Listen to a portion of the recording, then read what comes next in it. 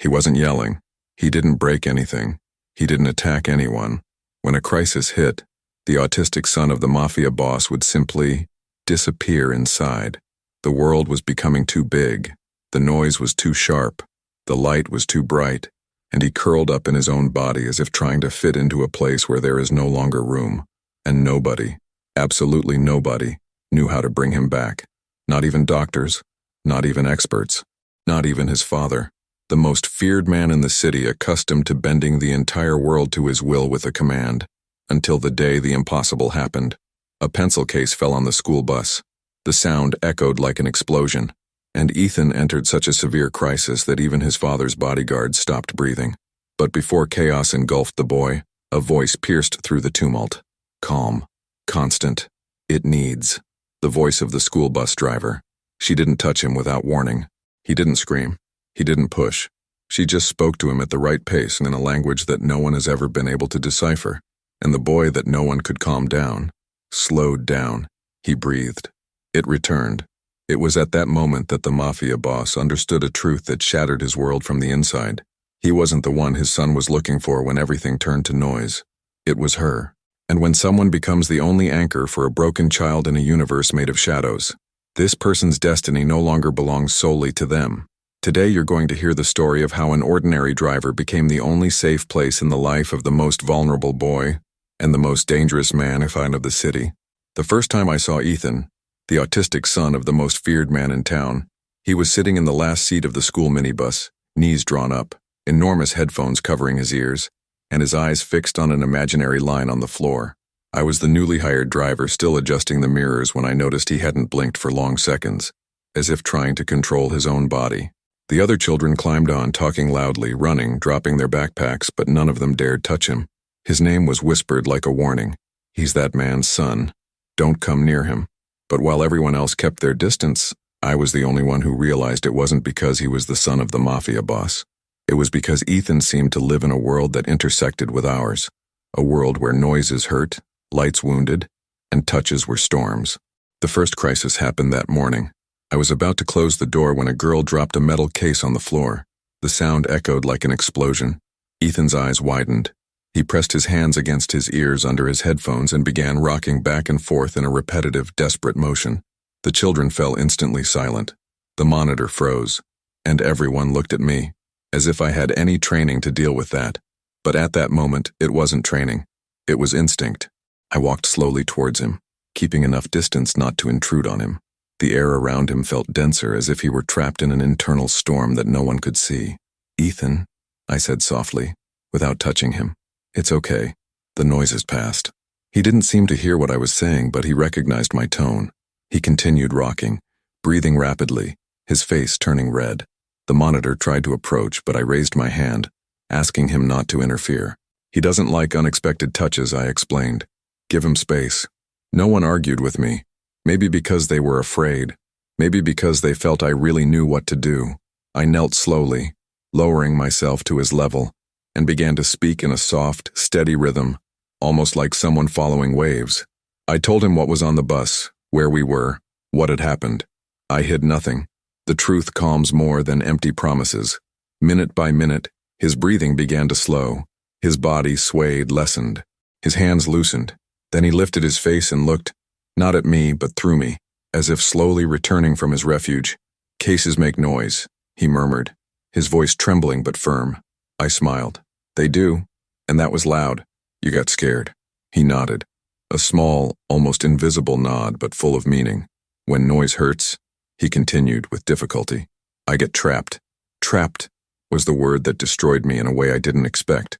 "I know," I replied, "but you're not trapped alone. I'm here." He observed me for a few more seconds, not in the linear way other children observe. He focused and unfocused simultaneously, analyzing patterns invisible to any ordinary person. And then, with slow movements, he removed one of the earphones. A rare gesture, according to the monitor, whose eyes widened. Ethan extended the earphone to me. It wasn't a request. It was a test, a permission, and perhaps in some way, a thank you. I took it slowly. "Thank you," he murmured. And that, coming from a boy who avoided contact even with his own reflection, was quite an event. When we arrived at school, The children ran off, but Ethan remained seated, waiting for the courtyard to become quieter. I didn't rush him. I just turned off the engine and stayed there, respecting his time. His father never showed up at school, not because he didn't care, but because his presence caused the kind of attention that disrupts routines. Instead, he sent drivers, security guards, armored cars. But that morning, as I watched Ethan walk slowly to the gate, something told me that this boy was living a daily war far greater than any his father was fighting. Late in the afternoon, when I returned to pick him up, I saw from afar that he was huddled near the school wall, his headphones off, his breathing rapid. The teacher was trying to talk to him, but Ethan kept repeating the same phrase, trapped in an emotional loop. Too much noise, too much noise, too much noise. He was swaying his body, his hands trembling. The teacher seemed lost. He had another episode, she explained, her face worried. The siren went off wrong during class. He became unstable. I approached slowly, using the same calmness from the morning. Ethan, do you remember my voice? He stopped swaying for a second. Remember when you breathed slowly with me? He lifted his face. Breathe with me again. And to everyone's astonishment, he obeyed. He inhaled. He exhaled. He inhaled. He exhaled. Until his body finally relaxed. He didn't ask to get on the bus. He simply got on. And he always sat in the same place. The last seat, his shoulder resting against the cold window. The monitor looked at me, disconcerted. How do you do that? I gave a half smile, tired. I was once a child who needed someone to explain the world to me slowly. But what I didn't know, what nobody knew at that school, the truth was that the Mafia boss's bodyguards had seen everything. When I parked the bus in the company's small garage, 2 tall men in dark suits were waiting, the kind of presence that makes the air heavy. One of them approached with calculated steps. Are you the driver? He asked bluntly. Yes, I replied. Did something happen? He studied me from head to toe, not threateningly, but assessingly. Ethan's father wants to talk to you. Now. My heart raced. The Mafia boss. The man no one dares to face. The name that makes half the city swallow hard. Why? I asked, even though I wasn't expecting an answer. The security guard opened the side door of the garage and gestured for me to enter. Because you were the only person who knew how to touch his son without hurting him. The warehouse was too quiet, lit by yellow lamps that cast long shadows on the floor. I walked to the center where a black car was waiting. The back door opened before I could even breathe properly, and Cole got out. Tall, impeccable, with the cold, calculated gaze of someone who carries crime and pain within the pockets of the same suit. But when his eyes met mine, something changed. It wasn't a threat. It wasn't arrogance. It was something I couldn't name. Are you the driver? He asked, his voice deep and sharp. I am, I replied firmly but terrified inside. He took a step towards me. What did you do to my son this morning? I swallowed hard. Nothing more than seeing him. Really. He stood motionless. 1 second, 2, 3, and then without warning, something in his expression cracked. No one ever managed to calm Ethan down, he said in a low, almost incredulous tone. Not doctors, not specialists, not even me. And at that moment I realized that I hadn't just found a boy in crisis. He had entered, unintentionally, the most vulnerable part of the most dangerous man in the state, and nothing, absolutely nothing, would be the same from now on. He didn't invite me to sit down. He didn't offer water. He didn't beat around the bush. He stood there, a few steps from me, as if he were facing evidence he couldn't decipher. Behind Cole, 2 men in suits waited, rigid, ready for any order that came from his mouth. But no order came. Only questions. Only silence. Only a kind of vulnerability that didn't match the name he carried. He repeated your name, I finally said, in the car on the way home, several times, as if he memorized it, as if he anchored it. He frowned. Ethan doesn't do that with anyone, not even with a therapist, not even with a teacher. My heart raced. I just breathed with him, I replied, almost apologizing for something I didn't even understand, and I described what was happening. Doesn't anyone ever do that to you, Ethan? I asked, remembering the morning. He had answered with his eyes, not his mouth. Cole began pacing slowly in circles, his hands in his pockets as if he thought better in motion. They said you didn't touch him without asking. He looked at me again. They said you asked for space, that you asked for silence, that you told the others to move away. I nodded. Because touching someone in crisis without warning is like throwing gasoline on a fire. He narrowed his eyes, analyzing my words with the same attention he must use to read death contracts. And how do you know that? I could say it was instinct, that it was a gift, but the truth was simpler and much less pretty. I took a deep breath. Because I grew up with a brother who would have meltdowns in the middle of the supermarket and nobody knew what to do. Everyone just yelled louder. The silence grew heavy. One of the security guards looked away, embarrassed. Cole, however, doesn't look away from anything. Was he like my son? He asked bluntly. Different from the rest of the world, and too sensitive for this kind of noise? A part of me ached when I heard was. I shook my head. He was similar, not the same. Everyone is different. I ran my tongue over my lips nervously. But I know when someone's brain can't take any more stimulation, when their head is begging to shut down. He nodded slowly, as if, for the first time, he was listening to someone who wasn't speaking out of fear but with first-hand knowledge. Ethan doesn't let anyone get close when he's like this, Cole continued, his voice lower. Not even me. Even when I was younger. His jaw clenched. He pushes me, scratches me, tells me to leave. The last sentence came out with the pain he tried to hide but couldn't. He didn't push you, he finished, as if that were the greatest affront to the rules of the universe he knew. I bit my lip. He doesn't see me as a threat, just as someone trying to understand what's happening inside him. Cole stared at me for too long. You know he's different. I let out a short sigh. He's not different in a problem way. He just has his own way of existing. The problem is the world. For a second I thought I was going to hear a Mafia boss's speech. Something about weakness, about surviving by being tough, about adapting by force. But no, what came next was much worse, and much more human. The problem is me, he said. I put him in a world where everything is noise, threat, sudden movement, and I still expect him to function as if he were an ordinary person. The raw sincerity dismantled me. I didn't know what to do with the image of a man like him calling himself a problem to his own son. You're the father, I said simply. And you're trying, even without knowing how.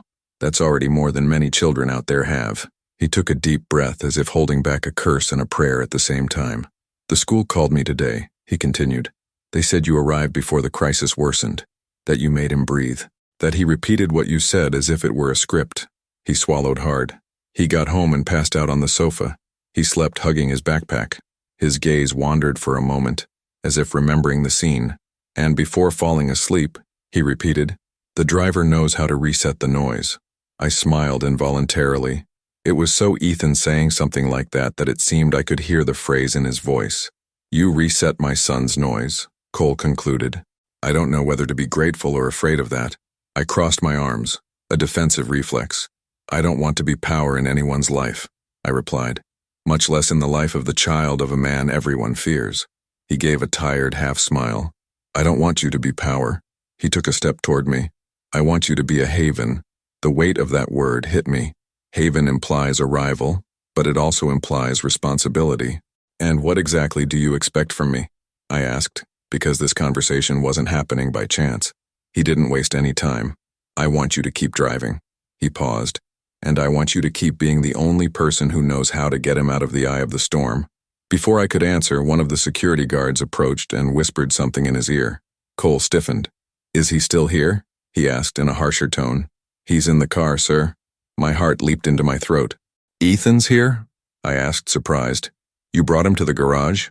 Cole looked at me as if gauging whether I could handle the next part. He didn't want to go home, he explained.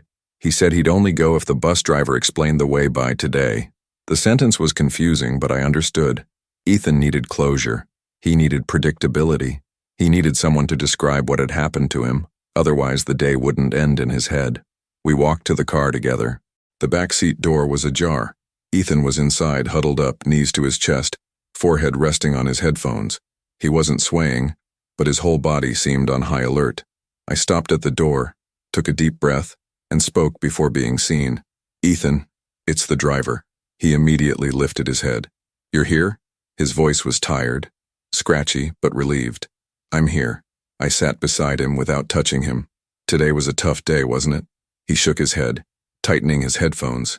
The siren exploded inside. The world became too big. That described so well how he felt that I wanted to cry. It's okay to feel that way, I replied. Your brain gets overloaded. It's like there's too much light inside your head and too much noise in your bones. He turned his face toward me. Do you have that too? I breathed slowly. I used to, in a different way. But I know what it's like when the world gets too big to fit inside you. He pulled one hand out from behind his headphones and placed it near me, in the air, searching. I offered my hand. He touched it with just the tips of his fingers, quickly, like someone testing the temperature of water. With you, the noise moves slower, he murmured. Cole watched from outside, leaning against the door, half his body inside, half outside. His face was a mixture of disbelief and silent despair. He seemed to understand that he was losing a control he never truly had, and gaining something he didn't know how to manage. Ethan, he called in a softer tone than I had heard until then. The day is over. You're safe. The boy took a deep breath, but answered, looking at me. Really over? I confirmed. It's over. Tomorrow is another day. He nodded, more relaxed, as if he needed someone to name this turning point. When Ethan finally got out of the car, guided by my voice and his father's hand, I realized a new line had been drawn on the ground of my life. Until that day, I was just a poorly paid school bus driver, trying to scrape together money to pay rent and lie to my own fear.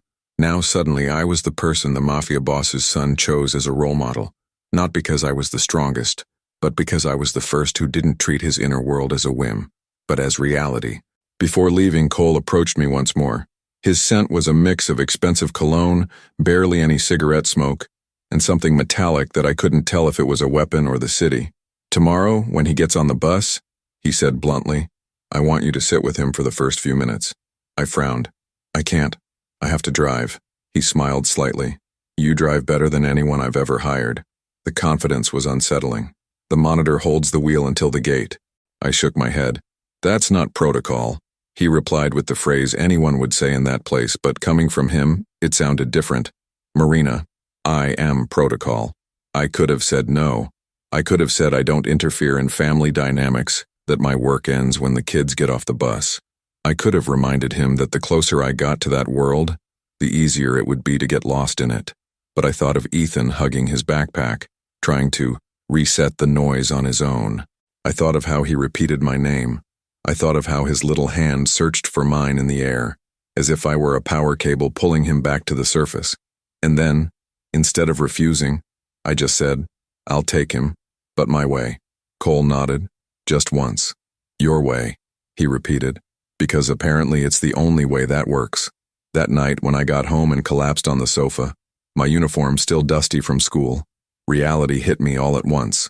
I hadn't just calmed a boy in crisis. I had crossed a line that many people spend their entire lives avoiding. I had become part of the only weakness of a man who can't afford to have weaknesses. And yet, deep down, there was an unsettling certainty. If Ethan had another crisis tomorrow, I would be there. Not out of obligation, not out of fear, but because someone, one day, had needed to calm the child I once was, and hadn't. And perhaps, without realizing it, that's what I was doing to him. Calming the child that no one knew how to reach, before the world completely broke down. When I arrived at the bus the next morning, the sky was still gray, with that kind of silence that precedes emotionally heavy days. I was adjusting the rearview mirror when I heard light footsteps behind me. Ethan was standing in the doorway, hugging his chest, his headphones hanging around his neck, which was unusual, almost impossible. He never arrived without them on. The noise is low today, he said, as if justifying something. I smiled. Maybe because you woke up feeling lighter. He climbed the steps slowly, each step measured as if the ground were new. When he passed me, he murmured, You're different too. That phrase struck me. He perceived nuances that no one else saw. It was as if he felt vibrations instead of behaviors. He sat in the last seat, but didn't lean his head against the window as he usually did. He sat more upright, as if waiting for something to begin. The monitor tried to maintain the normal routine, but Ethan turned his face away when he spoke. You have a lot of breath in your voice, he said to the man, as a criticism or observation. The monitor was speechless. I swallowed a laugh. Ethan had this almost cutting sincerity, a way of translating the world into sensations. I went to him before the conversation turned to noise. Do you want me to sit here before we leave? I asked. He gave a tiny nod, almost imperceptible, but which in his universe was as significant as a hug. I sat beside him, without leaning against him. The space was intentional. Ethan raised his hand and placed his fingers on the seat, millimeters away from my arm, as if that were the comfortable limit. I dreamt about you explaining the day, he said, looking at the floor, like you did yesterday. My heart tightened. I can explain today too, I replied. But first we need to breathe. He followed my slow, deep breathing exactly in time with mine. With each inhale, his shoulders lowered a little more. With each exhale, the world seemed less sharp. Ready? I asked. Almost, he replied. We're missing the right sound. I didn't understand. The right sound? He nodded. The sound of your breath starting the day. When I finally started the engine, I noticed in the rearview mirror that Ethan didn't flinch at the noise. A huge improvement. He just closed his eyes as if organizing the sounds inside his own head. The children got in gradually, some looking at him with apprehension, others with curiosity. But there was a definite change there. Nobody made a loud noise as they passed him. Maybe out of fear of their father. Maybe out of respect. Maybe because something about that morning seemed different. Ethan kept his fingers moving, drawing invisible shapes on the seat. Are you going to describe the route today? He asked. If you want to, I replied. I want to. And so my day began narrating streets as one narrates constellations. When I dropped the children off at school and Ethan got out last, I noticed Cole standing across the street. He wasn't surrounded by bodyguards, nor hidden in any car. He was simply there, watching, hands in his pockets and an expression I couldn't read. Ethan turned toward his father but didn't run. He walked slowly, calmly, with composure, and before crossing the street he turned his face to me. You explained the way correctly, he murmured, satisfied. Cole heard, and his gaze, that hard, icy gaze, accustomed to commanding fear, softened in a way I never imagined seeing. I was about to board the bus when I heard the sound of hurried footsteps. Cole crossed the street with calculated determination. I need a minute, he said, not imposing, just asking. I nodded, even though my heart was racing. He stopped in front of me as if choosing his words from an internal vocabulary he rarely used. He slept better last night, he said directly. He woke up more focused. He didn't have a meltdown with the change in routine. His eyes met mine. Do you have any idea what that means? I shook my head. It means someone finally understood how he works, he added. And I never could. There was a confession there that weighed more than any threat he could make. And then came the phrase I least expected. I want to pay you more. I narrowed my eyes. I don't want money. He raised his chin, surprised by the refusal. Everyone wants it. Crossing my arms, I replied, I don't do this for you. I do it for him. And money doesn't buy that part. Cole was silent for long seconds. Then he ran his hand through his hair. Something rare, almost intimate. Then tell me what you want. I answered without thinking. Time. He frowned. Time for what? I sighed. Time with him. To understand how he works. To have a routine. He needs that. Cole stared at me as if he had never heard anyone treat their child as a priority without seeing the surname along with it. Suddenly his expression changed. It hardened. His gaze darted quickly behind me. 2 black cars pulled up on the corner with their headlights off. They hadn't been there before. Get on the bus, Cole said, his voice low and urgent. My stomach churned. Why? He didn't take his eyes off the corner. Because someone is testing my limits. And you're now part of the right weak point. The world seemed to shrink in seconds. Ethan, who was already at the school gate, turned his face, noticing the shift in energy. He didn't see the danger. He felt it. And what he felt now was chaos. Cole took 2 steps closer, getting close enough for me to understand that this wasn't a suggestion. From now on, Marina, you won't be traveling alone. I took a deep breath, trying to remain composed. I only drive a bus. He smiled. A sad, tired, resigned smile. You drive the only person in the world who still keeps me human. And then, before I could answer, the school siren blared. Loud. Unexpected. Ethan began to tremble in the distance.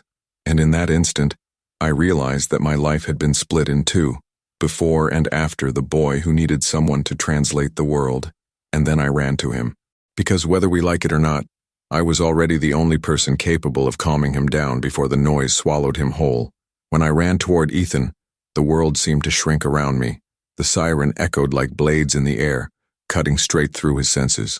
He was at the school gate, his hands pressed to his ears even with his headphones still around his neck, his body hunched over, as if trying to fit inside himself. The teacher stepped back, frightened, unable to control the situation. Some children began to cry. Others covered their ears as well. But Ethan, Ethan was entering the inner hurricane where everything becomes confusion, pain, and too much light. I approached slowly, speaking softly as if my voice needed to pass through dozens of walls to reach him. Ethan, it's me. I'm here. Breathe with me. He couldn't see me. He couldn't hear me. But he felt me coming, as always. The tips of his fingers parted in the air, searching for a safe point in the chaos. I brought my hand close to his without touching, letting Ethan decide the moment. He touched my fingers like someone gripping the edge of a cliff. His body trembled, his legs weak. The noise is too loud, too loud, too loud. He repeated in a desperation that would break anyone in two. I know, I murmured, but you're not trapped alone. Come with me. Breathe slowly. I did the melodic, long breath he had learned to follow. Inhaling, exhaling.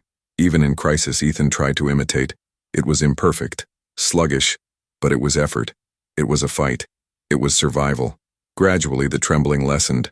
The siren was still loud, but now he had an anchor. And that anchor was me.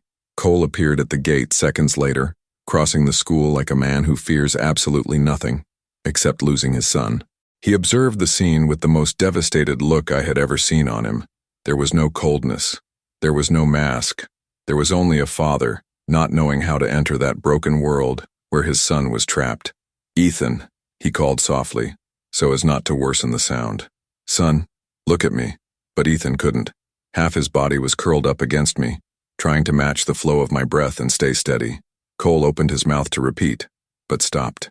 He realized that at that moment his voice wasn't a path, it was noise. And for the first time I saw the most feared man in the city recoil a few inches out of love. I pulled Ethan closer, keeping my face at his level. Come on the bus. It's quieter inside. He grabbed my wrist. Are you coming too? He asked, his voice choked with emotion. Of course I am, I replied. I'll go ahead of you. Cole's eyes widened. No, Marina. You shouldn't. He didn't finish because Ethan gripped my hand tightly and pulled. And in that instant, I understood that the priority wasn't protocol, safety, or pride. It was stabilizing the boy. He'll only move with me, I stated. We'll talk later. Cole clenched his fist not because he disagreed but because he was giving in. And giving in, for him, was the greatest violence anyone could ask for. We boarded the bus, and even without children inside, the space seemed cramped, as if molded by his emotions. Ethan huddled in the last seat, his legs bent, his chin resting on his knees. The siren continued in the distance, muffled by the vehicle's walls. The world has become too big, he repeated. I know, Ethan. I know. Shrink with me, I pleaded. I began to describe each sensation, each sound, each change of environment, the echo of the siren, the smell of the bus, the texture of the seat. He needed a narrative to reorganize his brain. He needed to understand what was happening outside to be able to control what was inside. And so, step by step, I pulled him back. Cole stood frozen in the bus doorway, breathless, watching. Security guards lined up in formation, turning the schoolyard into a protected zone. But none of that mattered. None of that reached Ethan. What did reach him was my voice. You're safe here, I repeated. Look at me. He lifted his face, his eyes blurry, confused but trying to focus. Marina, the name came out as a cry for help. I'm here. And when he finally managed to fix his gaze on a point on my face, even if unfocused, I knew the crisis was subsiding. Cole stepped up a step, hesitating as if he were treading on someone else's territory. Can I come in? He asked, in a tone I never imagined I'd hear from him. I nodded. He approached slowly, kneeling in front of his son. Hey, Ethan, you did the right thing. You breathed. You asked for help. I'm so proud of you. The words were right. The intention, too. But Ethan squeezed my hand, not his own, and the pain that crossed Cole's face in that second. It was years of pain, compressed into a single gesture. But he didn't pull his hand away from his son. He didn't flinch. He wasn't hurt. He just waited. The crisis finally dissolved like foam in the air. Ethan relaxed in the seat, breathing more easily. I ran my hand over his headphones. Want to put them on? He nodded. Your voice is better. Cole closed his eyes as if that sentence had pierced something deep inside him. Let's go home, he said calmly. But you're coming first, Marina. My eyes widened. What? Cole looked intently. You're going in the car with us. He can't regulate himself today. Ethan raised his head, waiting for my answer as if the world depended on it. I'll go, I replied. Of course I will. The drive to their house was silent but not tense. It was a silence of reconstruction. I was in the back seat next to Ethan, while Cole drove, something rare, according to the security guards. Ethan held my arm lightly now, like someone testing their own body's stability after going through an earthquake. The car was luxurious, but the air inside was fragile, almost sacred. "Marina," Ethan called softly. "Do you know how to cope when everything turns to noise?" The question was so pure it almost hurt. "Yes, I do," I replied, because one day I needed someone to stay with me when my world turned to noise. But no one stayed. Cole's eyes met mine in the rearview mirror, and there was something there I had never seen in him: respect. When we arrived at the mansion, the staff were on high alert, as if expecting bloodshed or disaster. But what they saw was a tired boy, hand in hand with the school bus driver, silently crossing the lobby, guided by his breathing and calmness.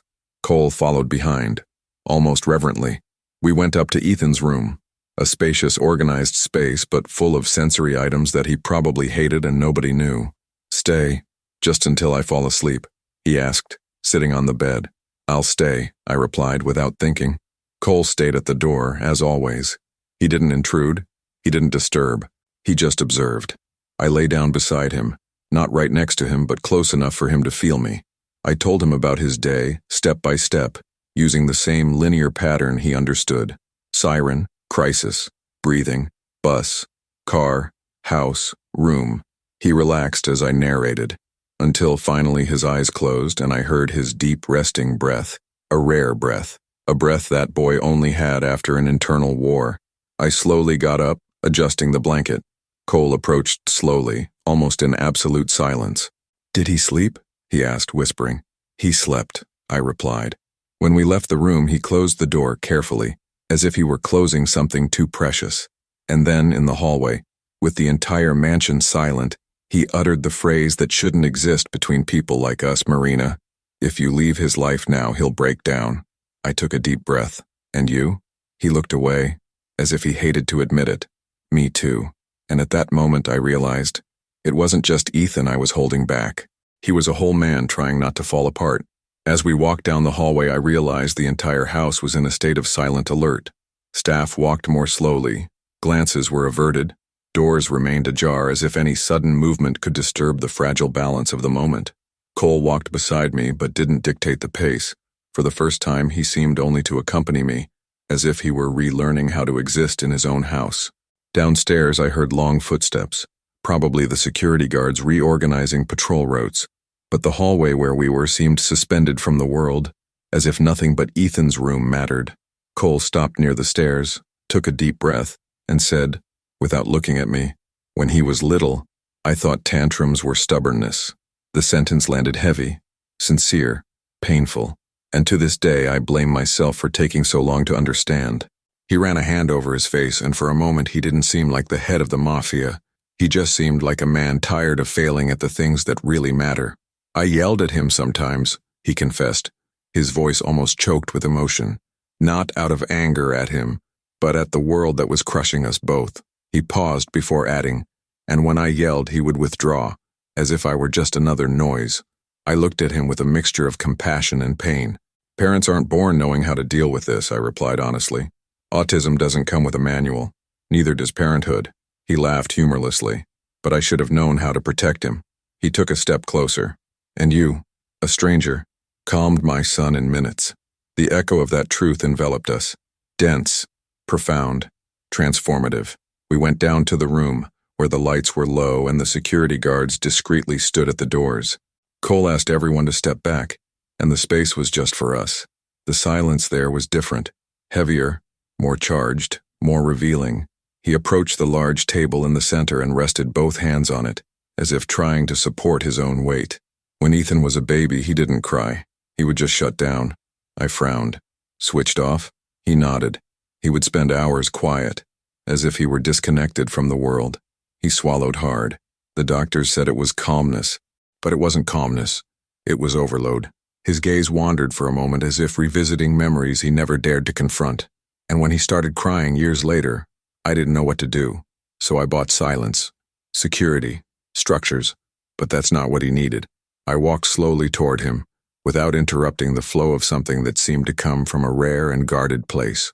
"And what do you think he needed?" I asked. Cole clenched his hands into fists, as if the answer hurt. For someone to see him the way you see him. His eyes met mine, intense, sincere, almost vulnerable in a forbidden way. Without fear, without pity, without haste. He sighed. I spend my life forcing the world to obey me, but I can't ask my own son to look at me when he's in crisis. I took another step closer. Because he doesn't need to look, I replied softly. He needs to feel. Cole blinked slowly, as if he had never thought about the simplest and most difficult thing of all. The silence stretched until he took a deep breath and shifted his posture. Do you know why I brought you here today? It wasn't just because of the crisis. He walked around the table as if trying to control an inner energy that threatened to overflow. It was because Ethan said he finally found someone who understands his language. I frowned. Language? Cole nodded. He said that while I was putting him to bed. He said, "The driver speaks at the right pace." The words hit my chest hard. The right pace. This wasn't about speaking. It was about safety, about tuning into his inner world, about respecting how he perceives life. I just followed what he needed, I murmured. Cole replied, and that's exactly what nobody ever managed to do. We sat on either side of a low table, but the distance seemed smaller than the space between our breaths. Cole fidgeted with his fingers, a nervous habit I never imagined coming from him, and then confessed something that felt like it had been ripped from his chest. You know what scares me the most? He didn't wait for my answer. That Ethan chose you. The word chose hung between us like both a sentence and a blessing. My son never chooses, he continued. He tolerates. He either endures or walks away. With you, he draws closer. Feeling the weight of that revelation was like holding fire in my hands. There was no way to put it down. There was no way to return it. There was only the responsibility pulsing within. At that moment, one of the security guards knocked on the door with restrained urgency. Cole stood instantly, his posture shifting from that of a vulnerable father to that of a boss commanding shadows. The man approached with a tablet and an overly serious expression. "Sir, we have new footage." The same school car, same cloned license plate. My stomach sank. Cole took the tablet, analyzed the images, and a silent storm swept across his face. "They're watching her too." I stared at him, stunned. "Me? Why?" He turned the screen toward me, a blurry, distant capture of me holding Ethan on the bus. "Because you are now the variable that stabilizes my son, and whoever wants to harm my world will start with you." I felt breathless. My breathing became short, my sounds muffled. I always knew that getting close to that boy could turn my life upside down, but not like this, not in this way, not so fast. Cole watched me with an expression that mixed anger, guilt, and something too dangerous to name. "I should have seen this coming," he murmured. "I should have pushed you away on the first day." I took an involuntary step back. "But you didn't." He moved closer, not aggressively, but firmly. "Because he needs you." The intensity burned in the air between us. And so do I. I wanted to say no. I wanted to say this was going too far. I wanted to say my life couldn't handle a war I didn't choose. But my lips didn't move, because up there, a boy whom the whole world read as difficult was sleeping for the first time without a sound in his head, and that rare peace, existed because I stayed. Cole noticed the conflict in my face and his shoulders relaxed in silent surrender. "I won't let anything touch you," he said slowly. "I promise with everything I am." And coming from that man, promises weren't words. They were pacts. Finally, we walked back up the stairs together, each step carrying a different weight. The weight of a bond that was growing too fast, too deep, too dangerous. When we reached the hallway, Cole stopped. The silence was almost palpable. "Marina, if you want to leave tomorrow, I'll let you." He took a deep breath. "But if you stay, I'll protect you, like you're my own blood." My heart skipped a beat, not because it was beautiful, but because it was serious, real, definitive. I looked at the door to Ethan's room and felt the world rearrange itself inside me. "I'll stay where he needs me to stay," I replied. Cole closed his eyes for a second, as if receiving a truth he wasn't ready to hear. And there, in that dimly lit hallway with the house full of security guards and shadows lurking around the edges, I realized the true extent of what was happening. I was no longer just the driver who calmed crises. I was the new axis of an unstable world, the point of equilibrium between a boy who saw the world in patterns and a father who saw the world in threats. And that role, no one else could fill. Neither did he. Neither do I. But somehow, fate had already decided. The following morning began differently, not because of the sun, but because of the silence. A dense, unusual silence, as if the house itself were breathing carefully so as not to awaken difficult memories. When I entered the mansion again to fetch Ethan, it was no longer the driver knocking on the door with apprehension. It was someone expected.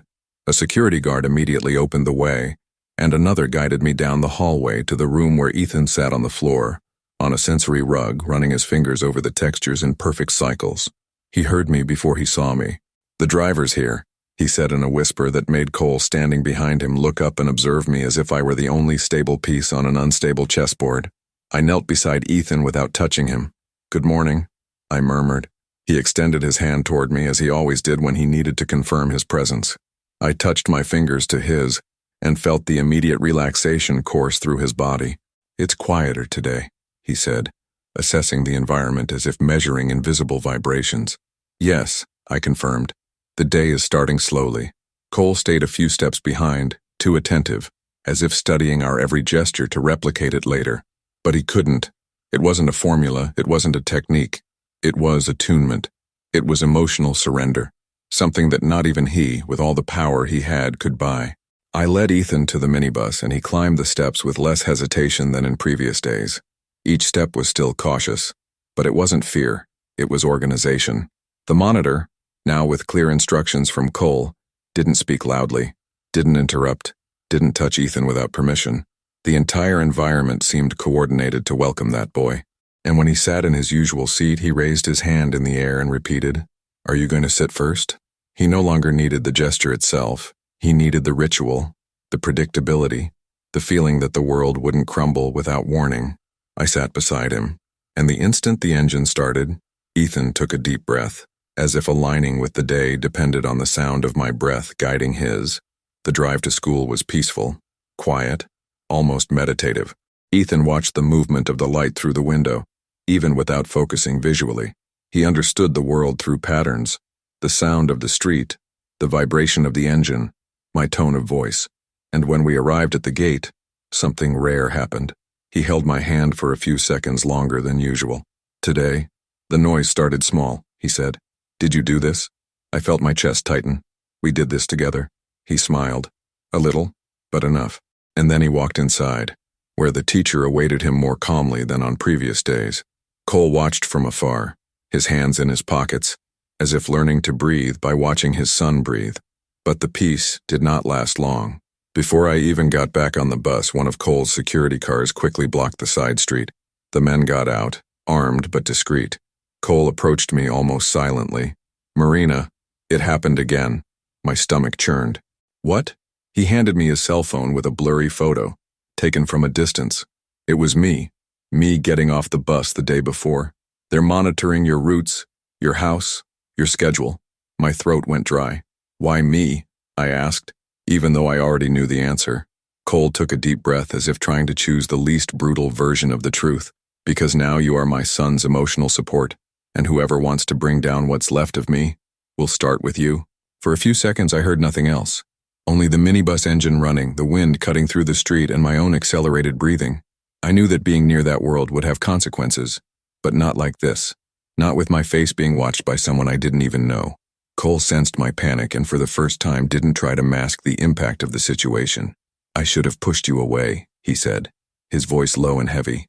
"On the first day, when I saw Ethan talking about you, but I couldn't because he never chooses anyone like that." I swallowed hard. "And now?" I asked, more afraid than I wanted to show.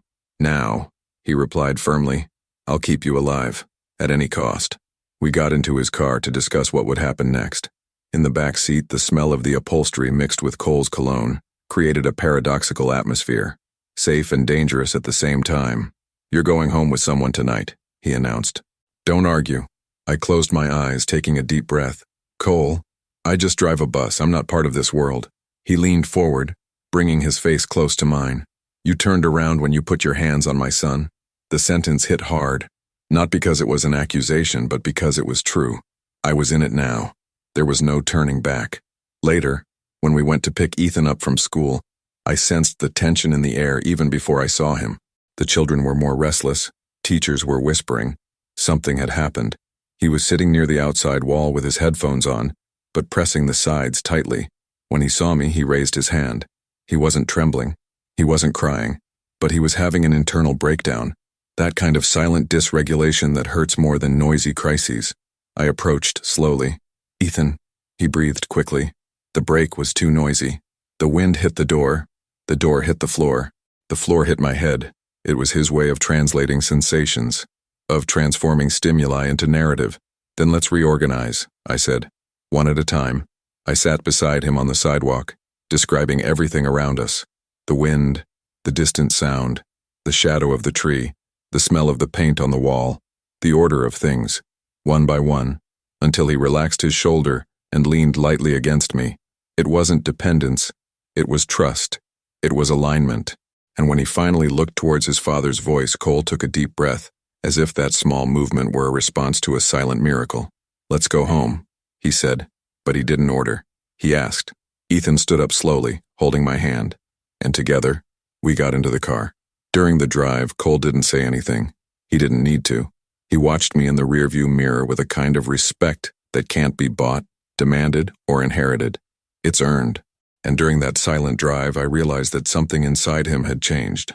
Not with me, but with himself, as if he were seeing his own son for the first time without trying to fit him into the mold of the world he had built. And that was more powerful than any weapon he had ever held. When we arrived at the mansion, Ethan went straight to his room, calmer now. I stayed in the living room with Cole. He ran his hands through his hair, tired. "Marina," he began, "I need you to understand something." I looked at him. "Tell me." He took a deep breath as if it were difficult to put it into words. "You entered the most dangerous part of my life, and you entered the most precious part too." I swallowed hard. "And which one weighs more?" He took a step towards me, his dark eyes fixed on mine. "Both." And before I could answer, he added, "And I don't know how to live without either of them anymore." I sighed deeply. Ethan's room was silent, a sign that he had calmed down. Outside, the sun was beginning to set, tinging the windows with gold. The house seemed suspended between two realities, the violence that lurked outside and the fragility that breathed inside. "Cole," I began, trying to remain firm. "I can't be all of that at the same time." He smiled slightly, tired, but honest. "You already are." And I realized, in that instant, that there was no longer any possible separation. I was part of their world, and they were part of mine. And despite the fear, despite the risk, despite life having been turned upside down, I stayed. The sun had already hidden behind the hill when the house finally found a rare state of stillness. Golden light streamed through the windows, casting long shadows on the marble floor, while the last sounds of the security guard's movements faded into the hallway. Ethan slept in the next room, exhausted after a day that would have broken any adult, but which in him only revealed a silent strength that few perceived. I stood in the doorway, watching his tranquil breathing, that deep peace that only emerged after the world stopped screaming inside his head. There, in that instant, I realized that my life had changed irreversibly, and that part of me didn't regret it. I descended the stairs slowly, feeling the cold floor beneath my feet, until I found Cole in the living room, leaning against the inner balcony, gazing out at the dark garden. He didn't look like the mob boss. He didn't look like the man of monstrous reputation whose name shaped the city. He looked tired, but not tired of power. The tiredness of someone who finally understood that protecting his own son required more than just weapons, safe routes, or high walls. It required presence. It required reading. It required affection. It required the humility to learn a new language, Ethan's emotional language. And somehow, in a way neither of us planned, I had been the missing dictionary. When he heard my footsteps, he turned his face slowly. There was a different expression there. Not hardness, not control, not urgency. It was something close to gratitude, that gratitude that weighs heavily, that transforms, that frightens. "Did he sleep?" he asked, in a whisper that almost seemed to ask permission to feel relief. "He slept," I replied. And today, he fell asleep quickly. Cole closed his eyes for a moment, as if that information were the only gift he needed. Then he observed me with an almost painful sincerity. "You gave my son back to me," he said. "I don't know how to thank you for that." I approached him, feeling the cold wind from the balcony touch my arms. "I didn't give anything back," I replied. "He was always here. He just needed someone to see it the right way. Cole looked away toward the garden. And you did. He was silent for a few seconds before adding, he never connected with anyone like this. Not with me. Not with therapists. Not with teachers. But with you. He opened up his world. That's priceless. There's no comparison. There's no logical explanation. His voice faltered softly at the end. It was rare, almost sacred. We stood there side by side, silent for a few moments. The kind of silence that doesn't weigh you down, that understands, that welcomes, that acknowledges. A silence that needed no justification. I knew that, even without saying anything, Cole was promising what he could and what he couldn't deliver. And for the first time, that didn't scare me. He was many men at once. The boss, the father, the survivor, the protector, and I had just met the most hidden one, the man who only wanted to save his son from his own mind when the world was shaking everything. Marina, he said, finally breaking the silence. I don't know what will happen next. I don't know if these men watching us will back down or persist. I don't know if my life will pull you to a place you don't want to be. He turned to me, now closer, as if the words demanded proximity. But I know one thing. The pause was heavy. You won't face any of this alone. I won't let you. The firmness of the sentence pierced my chest like a promise and a warning at the same time. I looked at him without looking away. I don't leave him alone either, I replied. Not in crisis, not in silence, not in noise. Cole breathed deeply, almost relieved. So we're stuck in this together, he concluded, but not as a threat, as a silent pact. Like two lives that didn't choose to intertwine, but met at the exact moment they needed something they couldn't name. Outside, night covered the city, with its dangers and secrets scattered in the alleys he knew so well. But inside, in that house that seemed like an emotional minefield, something improbable was sprouting between us. Safety. Not the safety of weapons, the safety of presence, of a look, of the right voice at the right time, of a hand extended to someone who keeps stumbling in a world they don't understand. And while Cole turned off the lights and I went upstairs to make sure Ethan continued to sleep peacefully, something became clear to me, as clear as the silence that filled the house. I hadn't saved Ethan. He had saved me too. Every crisis, every breath, every light touch of the air. All of this had pulled me toward a truth I was afraid to admit. Sometimes destiny doesn't ask permission. It just walks in. And this time, I opened the door. If this story moved you, if any part made you hold your breath, if your heart tightened when Ethan had a breakdown, or if you felt a lump in your throat when he found the only safe place in the driver, then comment below. Which scene touched you the most? Was that the moment of the crisis on the bus? The moment he held his hand out in the air, searching for someone who would speak, at the right pace, or when the father realized that for the first time, his son didn't need to run away, he just needed her? And I also want to know, where are you watching this story from? Which city? Which state? Which country? I want to see how far this story has gone. Also respond to the comment from someone who came before you. Exchange ideas. Debate. Share what you felt. Here you're not just spectators, you're part of this universe. The strength of the channel lies in this exchange between you all, in theories, in interpretations, in outpourings, in insights. Every comment fuels the community and keeps these stories alive. And of course, to continue receiving scripts like this, full of emotion, tension, and humanity, subscribe to the channel, turn on notifications, and leave a like to boost this story in the algorithm. Now it's your turn. Comment on the scene that most impacted you. Where are you watching from? I'll see you in the comments. And in the next deep dive into the Shadow Hearts universe.